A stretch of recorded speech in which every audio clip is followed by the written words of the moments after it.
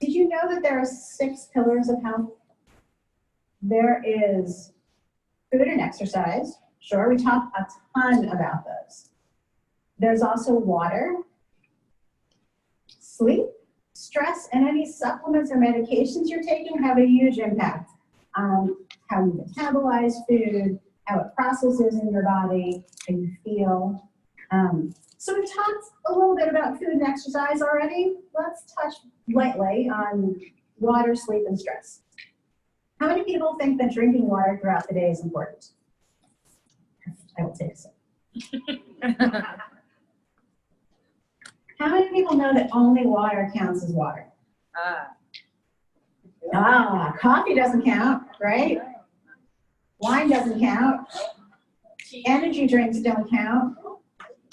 Generally, tea doesn't. Herbal teas can't. Does anybody know why? Caffeine, right. So caffeine and alcohol are diuretics, which means that instead of hydrating your body, you release water from your cells, which is why you have to go to the bathroom after you have coffee and tea. They don't hydrate you. How much water should you drink throughout the day? I got a lot. I got half your body weight. 8 ounces. 8 ounces, okay. 8 glasses a day. Generally speaking, there are tons of factors. How much do you work out? Are you a runner? Are you in a climate that's warm? So many different factors. Generally speaking, we start with 2 to 4 liters a day, which is 1 to 2 gallons, which it's pretty close to the, you heard your mom say, drink 8 ounce glasses of water a day. It's right in that ballpark. So that's sort of a round number to target. You said, how is that, what gallons? 1 to 2 gallons. 1 to 2 gallons? Yeah. Generally speaking, the carbon dioxide in the water helps leach calcium from your bones, so it's not ideal to be your only source of water. If you don't like the flavor of plain water, you can infuse water with fruits or herbs, essential oils. Sometimes you can toss a drop in, super simple. I like water with lemon and strawberries and mint. People like it with cucumber and strawberries and all sorts of different combinations you can toss into your water to make it more interesting. Let's talk about sleep for a minute. So how much sleep do you get a night? How many people get more than 7 hours of sleep a night? How many people wish they were getting more than 7 hours of sleep a night, right? I think we all do. How do you feel in the morning if you're not getting enough sleep? Tired. Yeah, it's not great.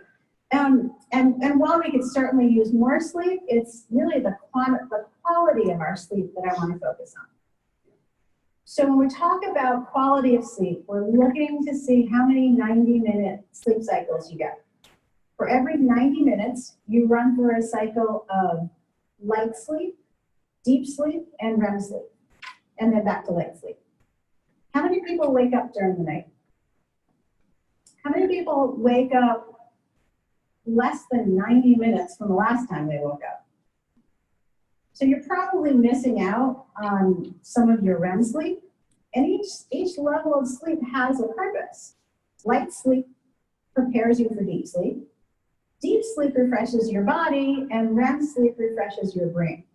So if you're missing part of your sleep cycle, is it any wonder that we feel tired and groggy in the morning? There are tons of things you can do to improve the quality of your sleep, and you've probably heard a bunch of them. No electronics an hour before bedtime. Do some gentle stretching. Keep your room dark so that you get sleep. Lots of things to get your body and your brain ready to sleep. But I will say the most important thing that I can suggest is to reduce your stress level. Because stress is absolutely insidious. It wrecks our sleep, and it wrecks our focus on healthy eating, our ability to have a great workout. Even worse, it has a direct impact on whether or not we can achieve our health goals. When we're stressed, our cortisol levels are high. So our hormones are out of balance, and our body thinks we're in trouble. It activates the fight or flight mechanism, and it won't release any stored fat. It's a huge oversimplification. It's a very complicated process, but the bottom line is stress is bad for our bodies. It's bad for our overall health. It's bad for our goals. And we assume that stress is just a part of our life, right? I mean, how many people assume that there are just going to be stressful times in our life, right? I will challenge you all that it doesn't have to be. That life is 10% what happens to us and 90% how we respond. So what I'd like you to think about today, because I said choose and respond rather than react, if there was just one tool that I could help you add to your toolbox today, it would be this. Rather than reacting to things, practice responding to them. Know that you have a choice on how you respond to things, and practice responding in a way that doesn't raise your stress level and frustrate your health goals. This will look different to everybody, for sure, but we can all start to take back a little bit of our lives and make choices about how we respond to our spouses, our kids, our colleagues, and even ourselves, right? We can be our own worst enemies sometimes. And I know you've heard this message from a lot of people this weekend in different forms. I think it applies to all aspects of our life. Have you ever beaten yourself up because the number on the scale wasn't what you wanted it to be? Or because you didn't get as much done during the day as you expected or planned or wanted to? Have you ever reached for cookies or chips or a glass of wine because you had a tough day? Right? I think we all have. So I'm going to ask you guys, I'm going to challenge you to stop doing that. It's not good for your health. You're laughing at me.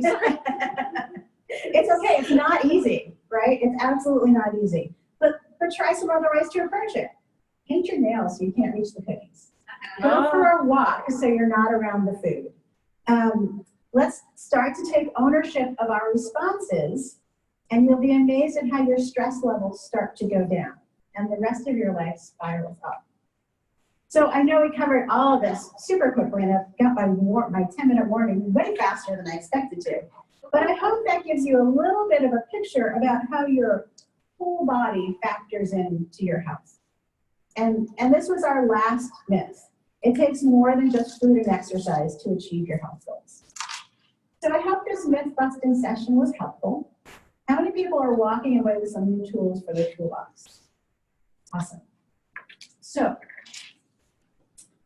that actually concludes my presentation for today. We really just scratched the surface of what it looks like to have all the tools for a healthy life. I have a table in the vendor area. If you haven't come see me yet, you can ask me questions. You can follow up on anything. You've got your handy-dandy PFC plates to take home with you. I love them. So that you can convert any meal to a PFC meal. And my contact info is on the back, so you can reach out to me. What I hope for everybody is that you live a life you love without being hungry, feeling deprived, or giving up your glass of wine with dinner. And